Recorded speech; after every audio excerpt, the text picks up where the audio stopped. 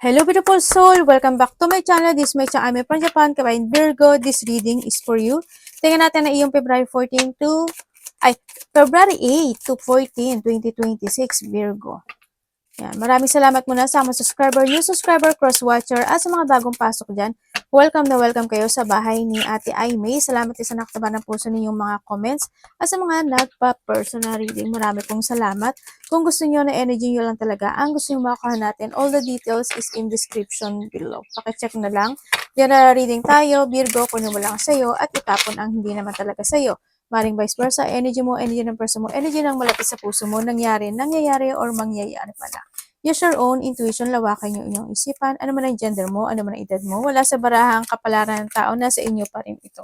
Gawin yung guide yung mga warning na pwedeng lumabas, hindi yung negative warning nyo para magkaroon din ka ng idea kung ano mga bagay o sitwasyon na kailangan nyo maiwasan, change of decision, at yan. Pero kung gusto mo na positive lang, sorry na lang. Hindi itong channel na to para sa'yo. Okay. Tingnan muna natin. Nandito ka sa sitwasyon. Okay.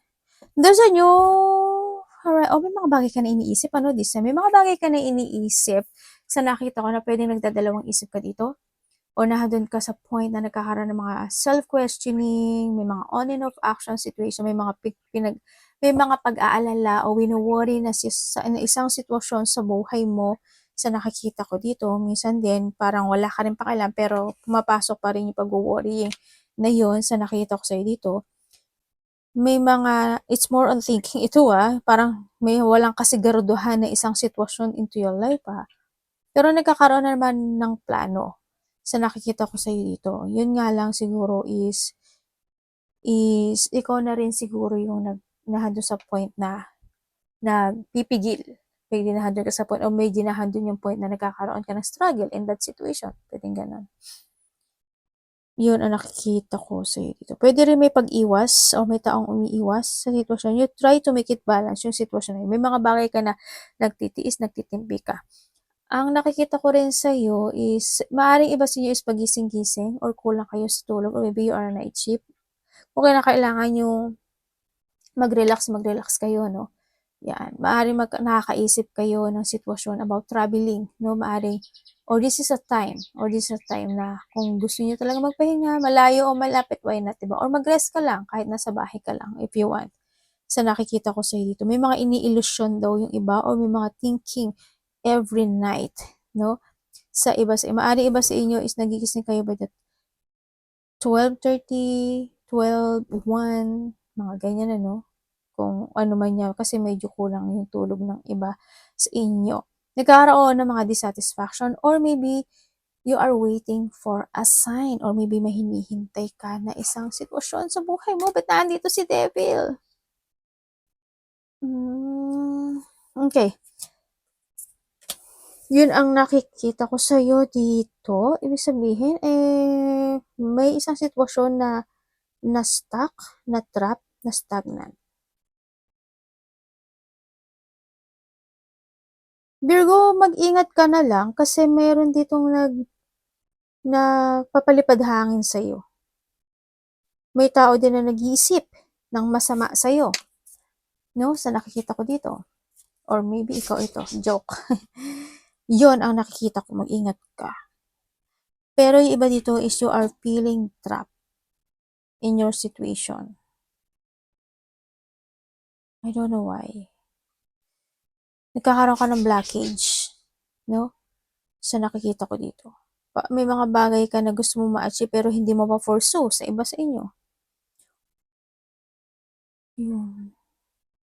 Alam mo, masaya ka naman. Pero at night parang ang dami mong iniisip sa sitwasyon mo. Nagkakaroon kasi ng disappointment. Tingnan natin. Ayoko magbabad dito. Pwedeng may tao na mas bata sa'yo na ikinaka-stress mo, o kaya may mga nare-receive ka na communication, information, text message, kung ano man yan, news, na nakapagbibigay sa'yo na stress, anxiety, depression, o pag-aalala. Pwedeng nandun sa point na yun. Or someone na mas bata sa'yo.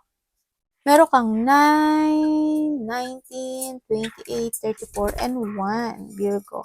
Gemini, Sagittarius, Libra, Capricorn, and Leo.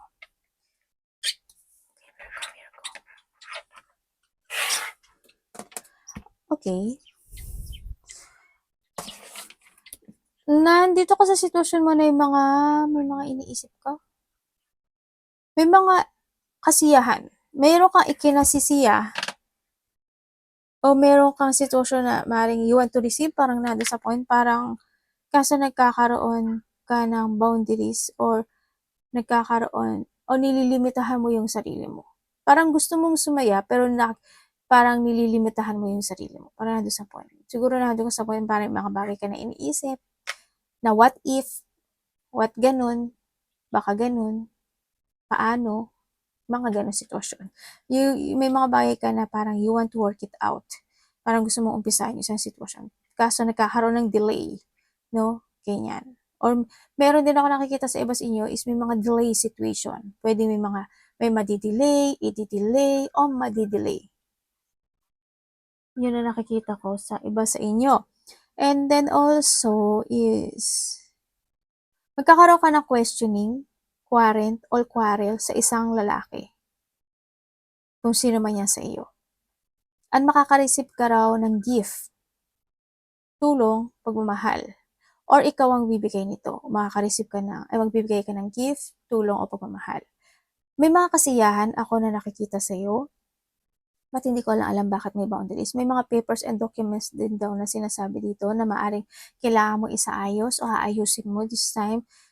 Dahil may mga government situation, iba sa inyo is building, mga official building, pwede mga bahay, lupa, kung ano man yan, o may mga authority situation, pwedeng meron kang pupuntahan na o kakausapin na mataas na tao, o pwedeng related siya to authority, o pwede siyang related to a government, kung ano man yan. There's a lowliness or may mataong mataas ang ego. Nandito rin yung sitwasyon na magkakaroon ka ng communication or itong tao na to na nasa malayo or in a distance is maaaring magbibigay sa'yo ng pagmamahal or love, pareho lang yun ate, or ng tulong or gift, ganyan. And then may sinasabi rin na kasi ang nakikita ko dito is there's a gain of wealth. Yun na nakita ko There's a gain of wealth or may abundance din ako nakikita sa iyo. Maaaring na doon may mga businesses or finances or negosyo na maaaring magkakaroon ng good yung vibes, good yung energy ng sitwasyon na yun. Basta wag ka lang magpapahatak sa nakaraan, no? Kumbaga, huwag mo na ibalikan yung nakaraan. Lesson learned lang. Yun nakita ko dito. May mga bigla ang maghanap o mangyayari. Merong news and messages and also parang you're doing something passion na bibigyan mo talaga. May gagawin ka na pagbibigyan mo siya ng energy. Lahat naman binibigyan mo ng energy, pero this time parang i-work it out mo yung sitwasyon na yun. Yun ang nakikita ko sa iyo dito. May paghihiwalay. Hindi ko alam kung inihiwalay mo ba yung sarili mo or may taong inihiwalay niya yung sarili niya sa iyo or may paghihiwalay. O pag-iwas. O paglayo. Vice versahin natin, ha? Yun ang nakita ko dito.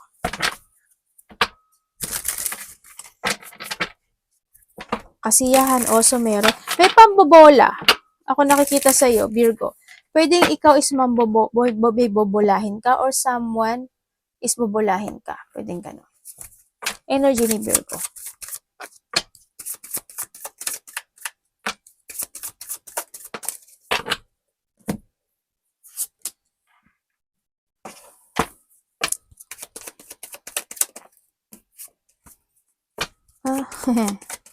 Ano ba yun? Okay, ang energy mo. Okay, energy mo, nandito ka sa sitwasyon mo na mas more ka daw magpo-focus to yourself this time sa iba sa inyo. Or may mga bagay ka na pupukusan na talaga this time. Yun. May mga bagay ka daw na titimbangin. Okay, may mga bagay ka na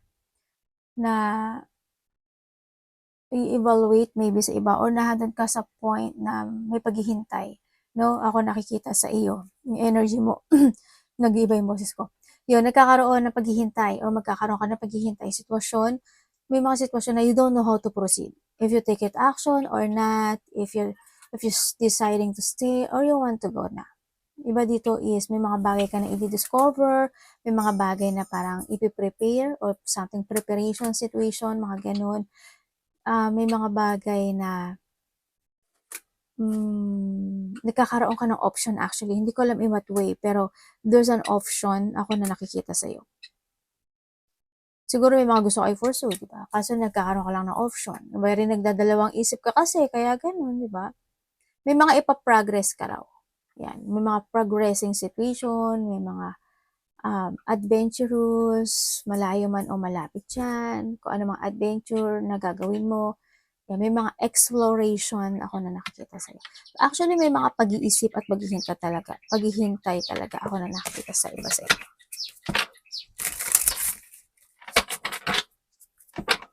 Sa iba sa inyo is parang may sitwasyon ka na nagiging patient ka doon. Siguro it's more on pinag-iisipan mo talaga. Hindi ka nagmamadali. Yeah, hindi mo minamadali yung situation. Pinag-iisipan mo talaga siya. Parating kay Virgo.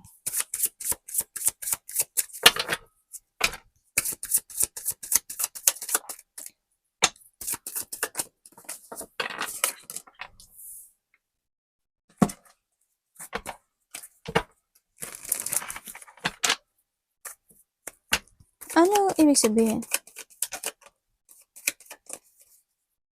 Okay, parating sa iyo.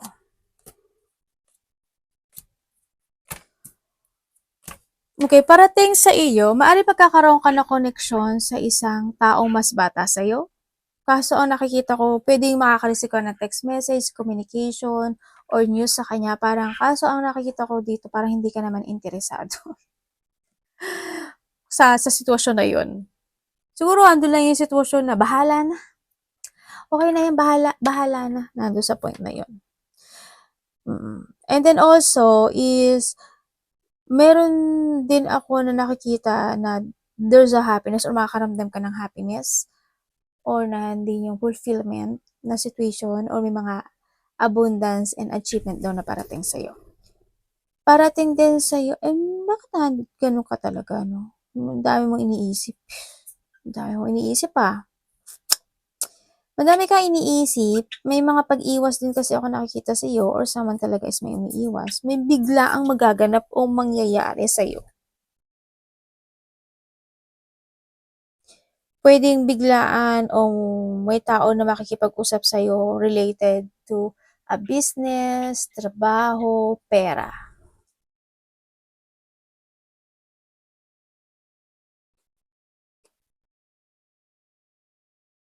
Yun ang nakikita ko sa iyo. Kung ano-anong element, lahat na handito. Parating sa'yo din, hindi ka gaano nakakatulog or pagising-gising ka talaga, tulad ng sinabi ko kanina. May mga iniisip ka eh. Meron din sa point na isip lang. Parang you want to create something into your life. Parang ang nakikita ko rin dito parating sa'yo is may tatahakin ka daw na path sa buhay mo. Nandun ka sa point na yun. Maybe this is a new path or nahandoon yung sitwasyon na may mga bagay ka na susubukan, itatry, pwedeng ganun, umpisahan. Yun, ang nakita ko. Bakit ba sa inyo, pag-walk, ganyan. Kung ano man yan, adventurous, traveling, yun ang nakita ko dito. But there's a new path situation. Magkakaroon, parating din sa'yo is celebration. We did a 4 days, 4 weeks, 4 months. Yun ang nakita ko, may mga celebration situation. Either magkakaroon ng mga happiness, fun, enjoyment, getting together, family unity, reunion, close relationship ng getting together mo yan, or achieving of goal, you will enjoy the fruit of your labor and success din. And may surprise parties event din ako nakikita sa iyo, no? Sa sitwasyon mo. Pwede din sa after a day, no? Yan. Kasi handito rin yung mga one day situation. Yan. Baka in one day, nangyari na, o mangyari pa lang, day, weeks, months, ganyan. Ako na nakita sa iyo. May mga celebration situation. And yung iba dito is may mga, maybe nandun yung point, paano to? Runaway bride ba to? Sandali lang. Ano ba 'to, Runaway Bride ata 'tong nakita ko, ah. Pabalik. Pabalik pala 'to.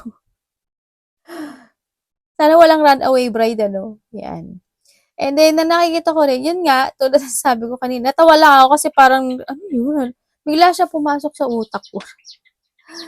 Diyos ko, wag naman sana mangyari sa inyo, di ba? Eh, yun nga, ang nakikita ko sa'yo is there's a traveling situation, malayo o malapit siya. Sa nakikita ko sa'yo dito.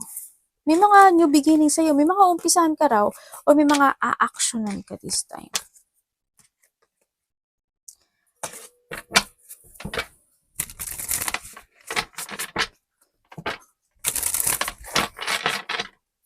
Dapat iwasan.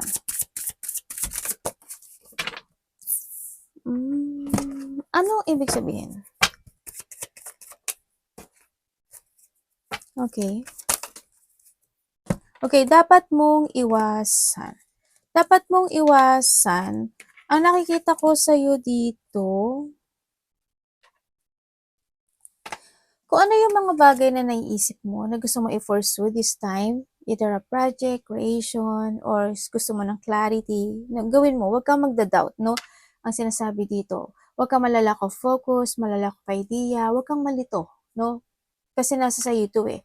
Huwag kang maging unproductive in that situation. Kasi pag hindi mo siya i-finurso, yung opportunities na yun, minsan lang dumating. Tandaan mo yun, di ba?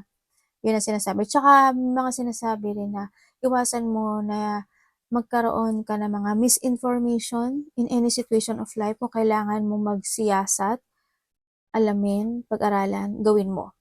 Is pinaka the best sa lahat, ano?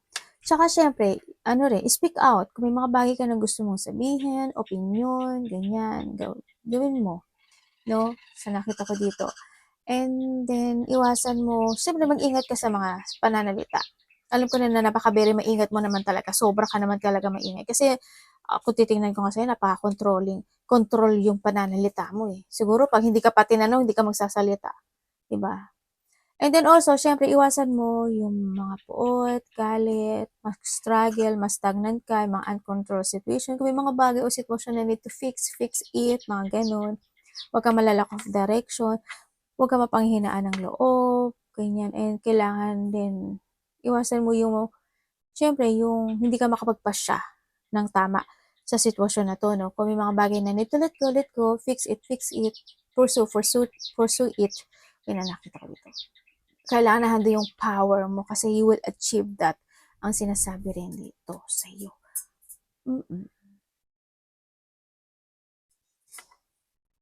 Kailangan din kasi, may mga bagay kasi na kailangan mo rin i-force yung sarili mo, no? Ang sinasabi dito sa iyo. Iwasan mo yung makapagbibigay sa'yo ng pressure.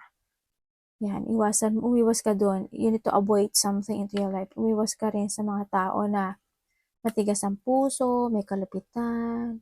Kumbaga, feeling nila sila yung sila pa yung nakakaalam pagdating sa'yo. Alam mo yun, mga nag-entitle situation, di ba? Iwasan mo sila, or kung ikaw ito, iwasan mo din. Mga nagmamarunong, kala mo naman may alam, mga ganun. Iwasan mo na lang sila. Wasting time ko ako sa inyo. Kung may mga ganyan, kung sino man sila at sino man siya. Love, kapatid, anak, magulang, karelasyon, kaibigan, pamilya, Virgo. Una siyang guminme. Virgo in love.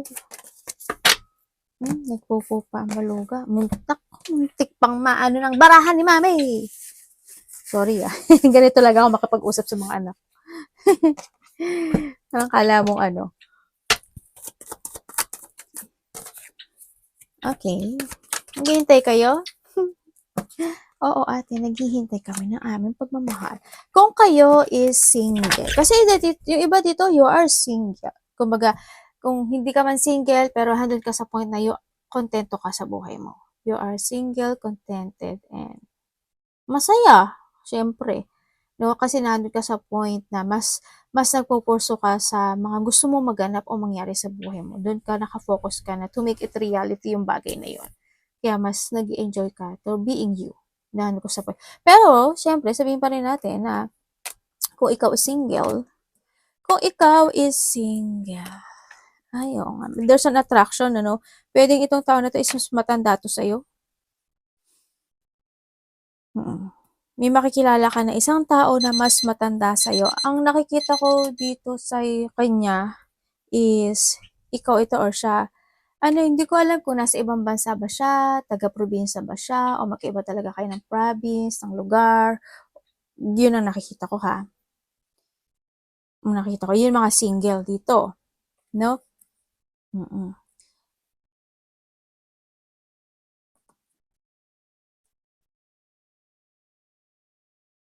Pwede naman yung iba sa inyo is may makikilala kayo na tao na mas may edad sa iyo na merong nagtapos sa buhay niya.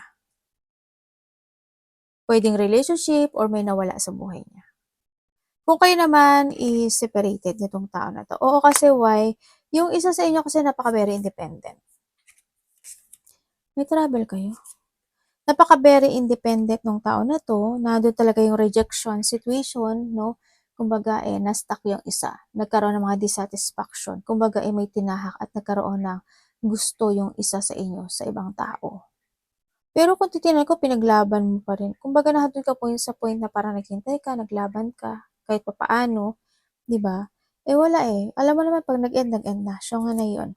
Pero wag kang magalala kasi they still pag-iwan sa ere pala to, no? Sa internet nyo lang ba to nakilala? Or pwede rin ito nakasamahan mo to sa trabaho yung iba? Or same kayo ng trabaho? Pwedeng sa katrabaho or ka-connection mo siya nakilala. Yung ganun nakita ko dito.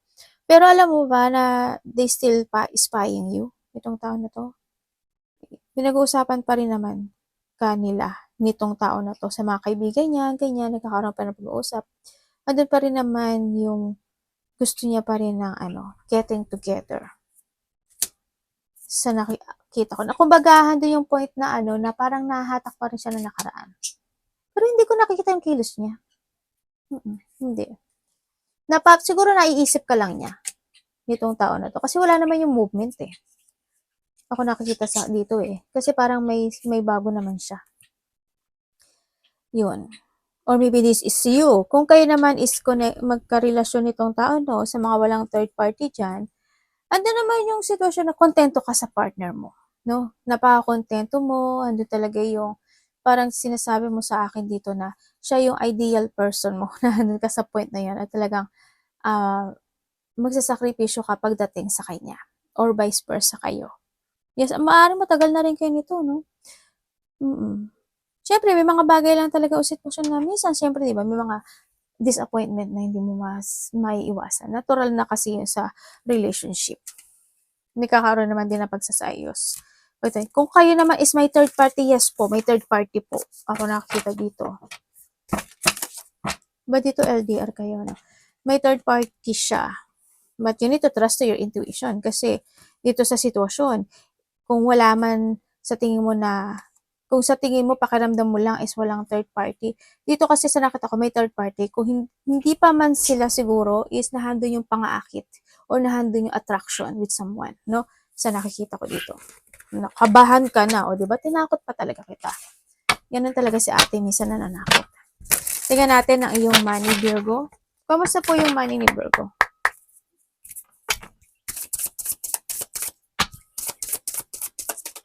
Money ni Virgo. Okay.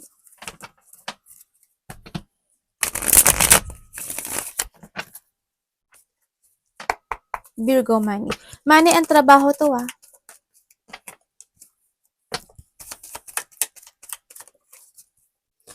Okay, pagdating sa money mo,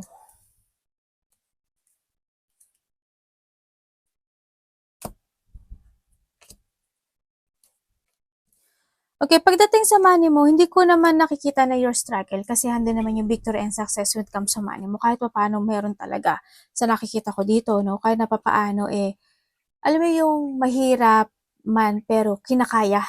Pero hindi ko nakikitang sayad ka. Sa iba sa inyo ha, you try to make it balance and control itong sitwasyon na nagkakaroon naman ng pagsasaayos sa buhay pagdating sa pera. Mas more and wiser and stronger naman yung energy na nakikita ko dito sa sitwasyon mo kasi pinag-iisipan mo talaga. siguro ang dami mo na rin natutunan, 'no, sa nakaraan, sa nakita ko dito kasi nagkakaroon ng pagsasaayos. Pero may biglaan daw magaganap o mangyari, siguro may biglaang paggastos kasi meron akong celebration na nakikita sa'yo or may mga magchi-chill-chill, may mga kainan, inuman, may mga joy situation, puwedeng may bibigyan ka ng pera, susuportahan, puwedeng gano'n o may pagbibigyan ka or nandun yung mga, hindi naman siya gano'n kabongganyo, siguro may mga ise-celebrate lang siguro, ganyan. May mga gathering situation ako na nakikita sa iyo. But still, it's okay siya, 'no? Wala akong nakikitang struggle. Mas good naman yung nakikita ko dito. Pero yung iba sa inyo, kung medyo talaga maybe the past, ganyan. Maybe in the past, may mga deep want and battle situation happen into your life pagdating sa pero but this still na dito sa nakikita ko, okay naman siya, 'no? Yun na nakita. Hindi naman siya kumbaga flat siya, hindi naman siya bumabaksak na gano'n, hindi. Kasi handun ka sa sitwasyon, nakakapit ka. The very good energy yun, di ba? Parang you try to make it to fight do sa na maging okay at hindi bumaksak yung pagdating sa pera mo. Nagpupursige ka naman talaga at nagtsatsaga ka. You want to keep fighting doon sa situation. Advice. Virgo advice.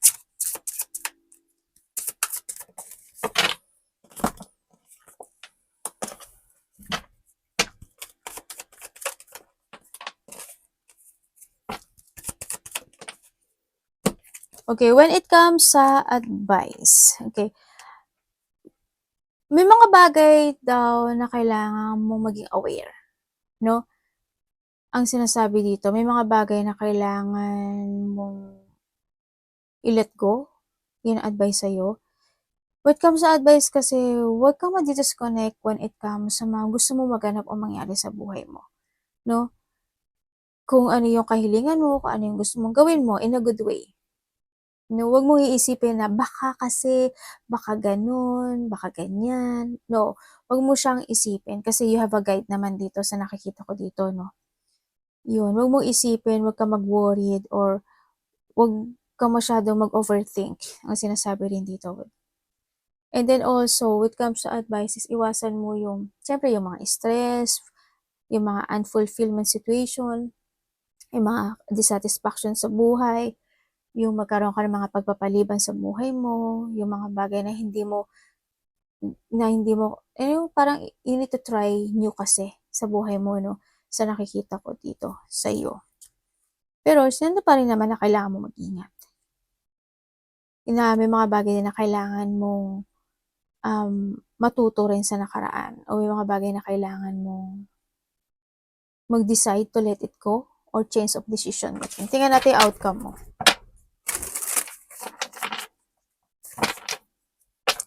Outcome niya this week.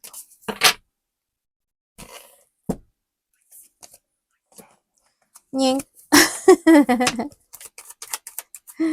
Ano ba yan? Okay. Okay naman. Kala ko ano yung outcome eh. Yung outcome mo this week is nandito ka sa sitwasyon mo na may mga iisipin ka na you want na i-develop. Nandun ka sa point na may mga mamasterin ka or may mga bibigyan ka ng focus and commit and bibigyan mo yung hard work mo doon sa sitwasyon na yun. Sa nakita ko dito, mayroon din akong parang learning sinasabi. Siguro may mga ayusin ka, kukumpunihin ka, sisiyasatin ka, iti-develop mo. Yan, may mga new skills situation din ako na nakikita sa iyo dito. Energy mo, it's more it's more on pag-iisip ng malalim. Nandun ka sa point na yon. May mga talagang pag-iisipan mo ng malalim yung bagay o sitwasyon na gusto mong gawin sa buhay mo. Sa nakikita ko dito. May mga bagay din ako na o sitwasyon na parang, ewan ko ba't nag-isolate ka? Hindi ko alam, pero hindi yung paghahanap ng mga bagay-bagay, pagsisiyasat ng mga bagay-bagay o sitwasyon, yan, urong sulong o may mga bagay ka na gusto mo i-recover. Also, outcome is a recovery situation, ang nakikita ko sa ito. Handin yung recovering na sitwasyon, kung saan aspeto ng buhay mo yan, sa nakikita ko sa iyo dito. Andun naman yung hard work kahit papaano. Andun naman yung focus. May kukumpletuhin ka ata dito? Parang completing situation. May gaganong. Ay, ang dami pagkain ng anak ko. May mga ganong kang gagawin. Tingnan mo naman, oh, di ba? Mga pagkain. Yun. Arigato naman sa God bless.